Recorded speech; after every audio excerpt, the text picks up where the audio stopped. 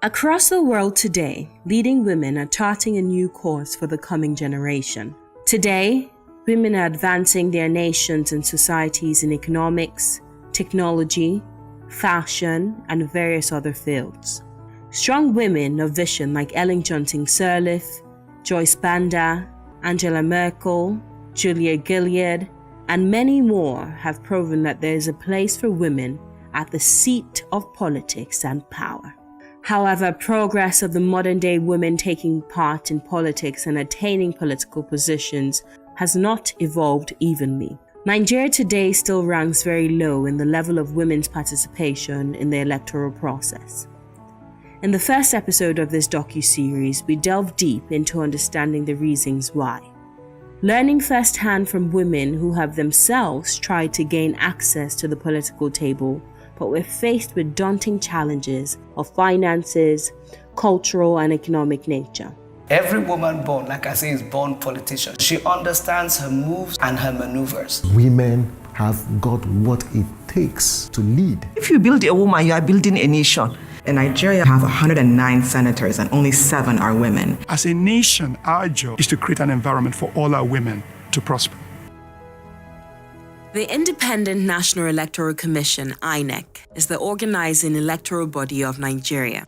Empowered by the Constitution, it is vested with the authority to organize, oversee, and conduct all matters and processes of election in Nigeria at the federal and state level. The Commission has through the years emphasized the support of an all-inclusive electoral process and strongly professed its commitment to ensuring this. In collaboration with various arms of government and international partners, it has instituted several internal and external programs, workshops, and policies to bolster the participation of women in the elections. How impactful have they been on these issues? As we count down to the 2019 general elections, will we see more women participate and emerge successful through the added efforts of the electoral body? The Commission opens up to us about their plans, efforts, conviction, and even challenges on the issues of women's participation in the electoral process.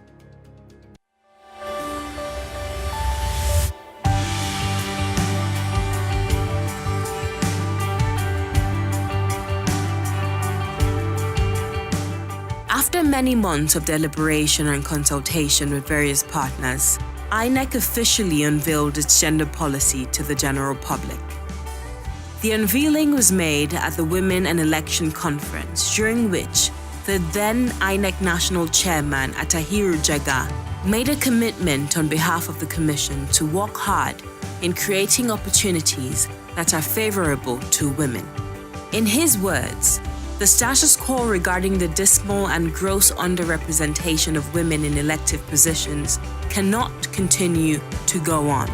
Since this declaration, the electoral body has endeavored to stay true to its course and commitment to women's participation in the general electoral process. Well, I must say that INEC is an all-inclusive equal opportunities organization. The role of INEC is promoting the participation of eligible Nigerians in politics. INEC is the Election Management Body. It's also a regulatory body. Its responsibility is to ensure that all who are eligible are given an opportunity to participate, such that all barriers that may be in the way of participation by any group or any significant segment of society is removed. INEC believes every Nigerian should be given the opportunity of participating in the electoral process, either as candidates, or as voters, or as observers, or as officials of parties. Alongside its 4-year gender policy, the electoral body has also implemented several objectives aimed at boosting women's participation, including ensuring INEC's policies, plans, processes, and operations are gender sensitive. The Commission is also encouraging equality and balance within political parties, particularly when it comes to the identification of candidates. Aside from increasing budgetary provisions for the effective funding of gender-sensitive actions within their scope, they are also committed to supporting the legislative environment to achieve gender equality and bridge the gap in political representation across board. Over 45% of registered voters are women. Why do you believe it's integral for women to participate in politics? You obviously see the important role of women participating in politics. So can you explain to Nigerians why this is and what dividends of democracy you believe that women would be able to prefer when they participate in the electoral process? We'll be happy to see all marginalized and disadvantaged segments of society participate fully in the processes, not only on the basis of gender, but also disability and whatever disadvantage. So I'll be very happy to see women play increasingly important roles in the electoral process. If you look at the voters register, there are states where actually there are more female registrants than male registrants. If you look at the results from the 2015 general elections, which we analyzed, that is also the case. And if you look at the category of those who voted in 2015, I think in terms of gender, women have also played very important roles. This commission believes that the Nigerian women have something to offer, and for that reason have opened the space, made it possible for them through different policies and processes. We collaborate with civil societies, even in, international organizations that assist aspiring politicians. The Commission has also worked hard to ensure that its gender policy is reflected in its internal structure and staffing framework. Something I'm very proud of is the INEC gender policy.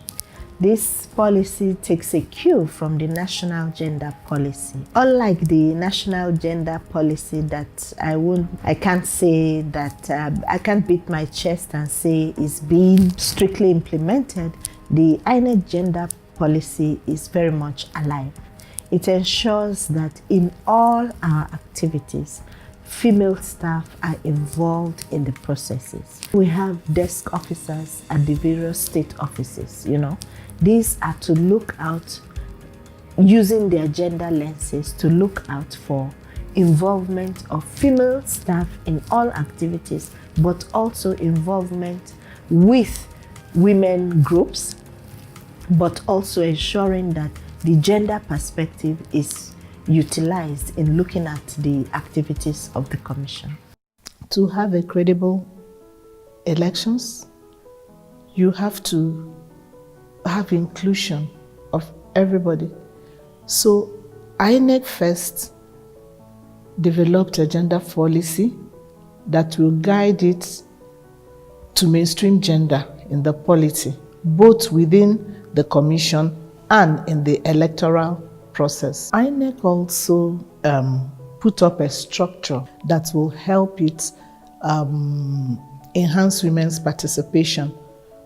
One, they set up, they appointed gender desk officers in all the states that will work on gender issues. And they have been trained and they have been retrained. This is just to build their capacities so that they can engage better with the politicians in the localities, the civil society organizations, the women groups. They can carry out targeted voter education on why women should run, on why they should be given the chance to be part of the process. Then we had, of course, the establishment of a gender division. Before it was a unit, but they upgraded it to a division to make it strategically located to handle gender issues. According to the Independent National Electoral Commission, contrary to widely held views, there were more votes from men than women during the general elections in 2015. In fact, not only did most of the women not secure the political positions they campaigned and vied for, only 44% of female voters were accredited to vote, compared to 56% of male voters. In in every state of the Federation, we have an INEC office. And in every office, we have a gender desk officer. In terms of our processes, we ensure mainstreaming. We recruit females for all polling units. We ensure there's at least a female in each polling unit. And then within INEC, women go for monitoring. We go for all electoral processes without considering that we are women. We just look at our names and we write the names out, and people do take part in all the processes conveniently. The electoral body INEC works closely with organizations like the Nigerian Women's Trust Fund, headed by its CEO, Mufiliat Fajabi. The organization was funded in 2011 to help address the declining number of women holding political offices in Nigeria. The NGO has since been working alongside the Independent National Electoral Commission on its gender policy. The INEC gender policy also clearly states the intention of the Commission to actually collaborate with different electoral stakeholders, and the civil society organization is one of them.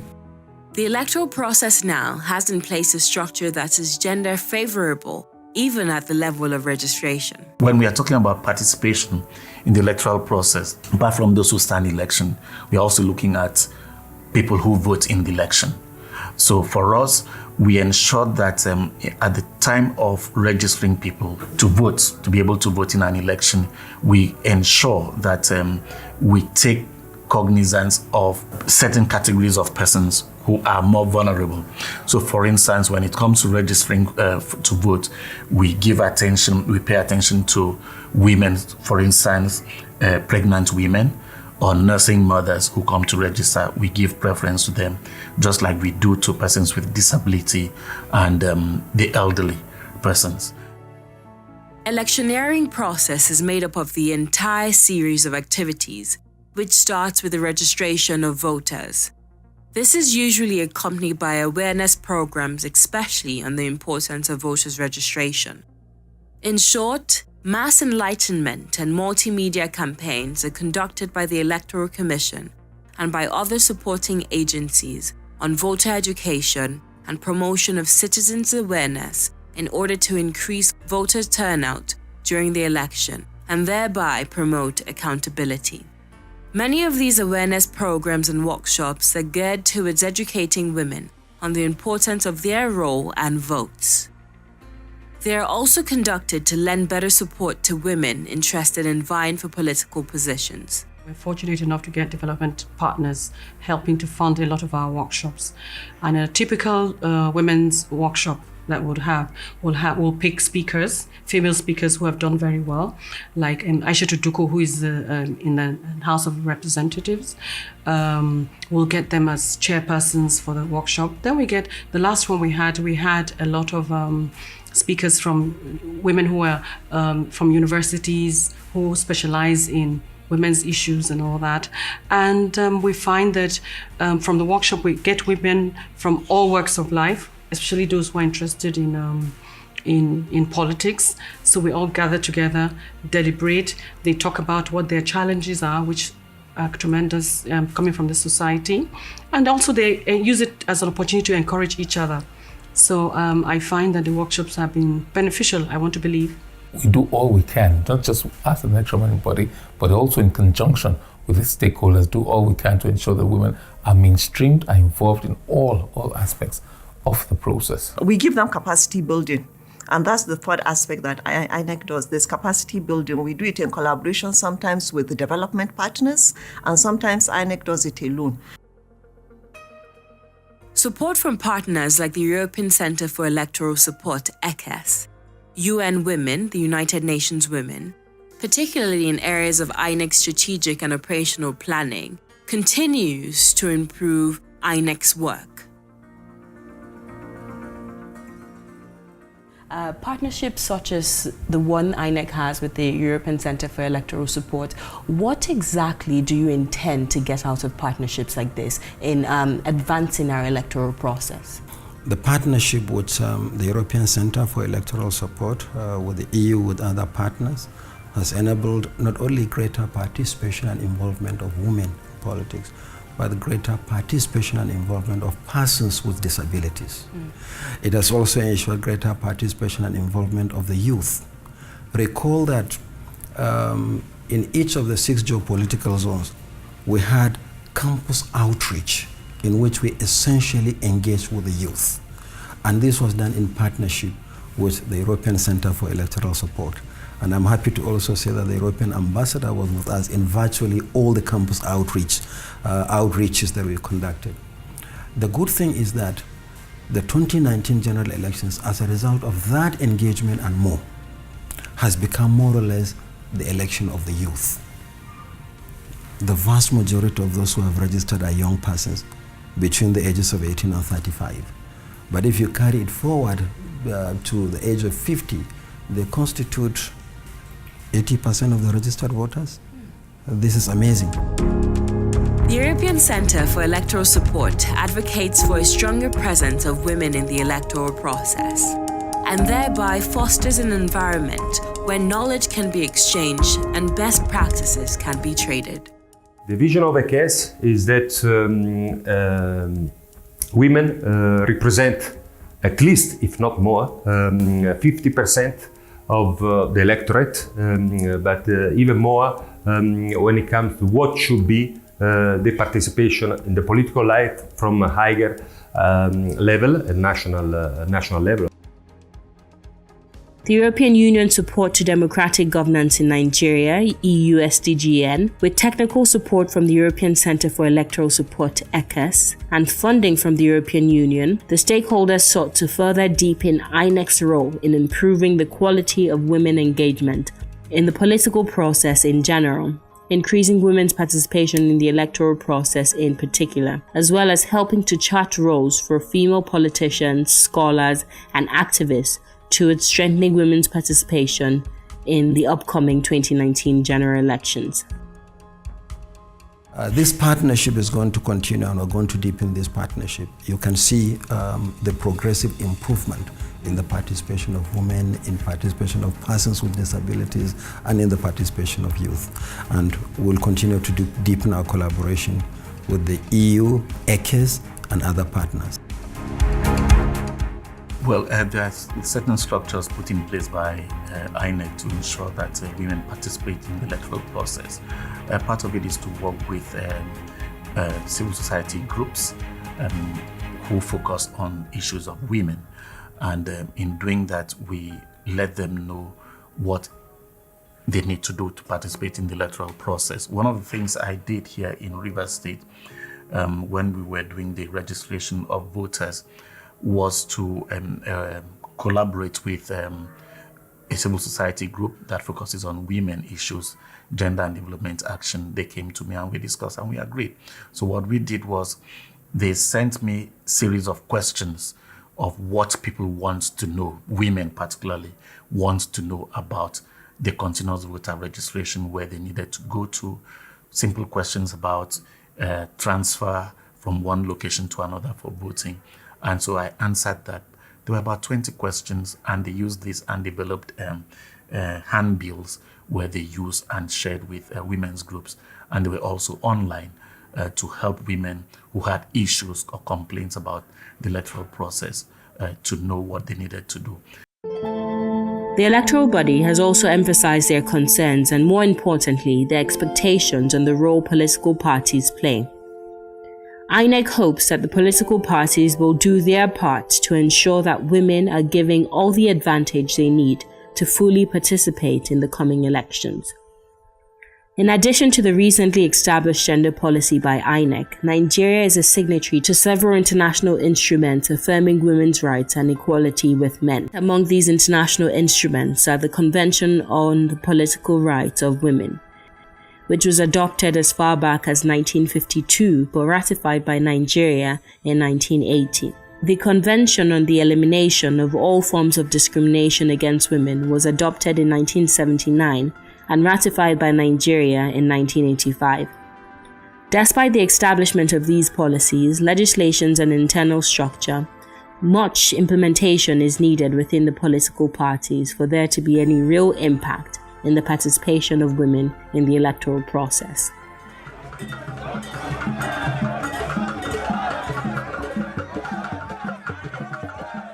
parties themselves, who are the drivers of democracy, take this on board, imbibe it, make it an integral part of their programs, their policies, and that's where accountability comes. People should hold them accountable. The women of Nigeria should hold the political parties accountable. That, look, you've promised us this. Why are you not living up to your promises? So when they see the power of the PVC, the power of the vote, the power of women voters, I think there'll be a lot more in terms of accountability, and we'll get to a better destination than we are at presently. In Nigeria, women encounter a lot of hurdles in getting elected as the party primary level. There is always a lot of contentions with the party delegates who are mostly men, and quota will go a long way in achieving gender balance. In addition to adopting the quota system, stakeholders have also urged political parties to adopt gender budgeting to support women in politics. And I want a situation where INEC will, be able to deregister political parties when they fail to comply with some of these things that they put in their constitution. If you bring up a legal document, you should be able to obey it. The Commission is also working very closely with the Council of Political Parties, that is the Inter-Party Advisory Council. We have encouraged them, and they have bought into the idea to have women executive members. So in a council of between 7 and 9 persons, we make sure that they have 2 executive members, at least 2. They can be more. INEC is just an umpire, an unbiased umpire. So they are like regulators. It behoves on all political parties to say, okay, women are our productive partners. Let there be a deliberate and a conscious effort to bring up women by bringing up policies within the parties that was okay, let us give 35%, at least with a start, of positions to women, and not just positions. If you are selling your nomination funds for 10 million, give women to pay maybe 2 or 5% of that amount. So there should be incentives that you deliberately encourage women to come into politics. Because you see, at every point, like I said earlier, in this society, the woman is coming from the position of disadvantage. So we need to make sure they're in a comfortable place so that we'll support them. And because women are the bedrock of anywhere. If you look at the political circle, if you go to the market, the population is women everywhere. So they have the power, they have the force. So the political parties particularly, need to bring up policies that will encourage more women participating in politics. What I feel INEC and other political parties should do to encourage women to participate more in politics is that they should go back to the grassroots and educate more females, because it starts from there. Most young girls, growing up already, they feel like they can't do so many things that men can do. So I feel like if they can educate more women from the grassroots, go to secondary schools, even universities, and talk to women, make them feel and make them see the importance of women participation in politics, I think that alone will do much and help women to participate more in politics. So next will be for the Commission to encourage political parties to continue to provide more opportunities for women, because under our laws, you can only contest an election where you are sponsored by a political party. We have no independent candidacy. And I'm happy to say that out of the 91 political parties, we have quite a number now chaired by women. And we have quite a number of female candidates for the presidential as well as national and state assembly elections. And I think we also have quite a number of women as running mates to governorship candidates in state, and maybe 1 or 2 governorship candidates as women. I think over time this consciousness and awareness will increase, and it's going to be very, very good for our democracy. As the 2019 general elections approaches, expectations are high. Women across the nation are hoping that the electoral umpire delivers to the electorate not only a free and fair election, but one that embraces women's participation and shores up our nation's performance in this regard.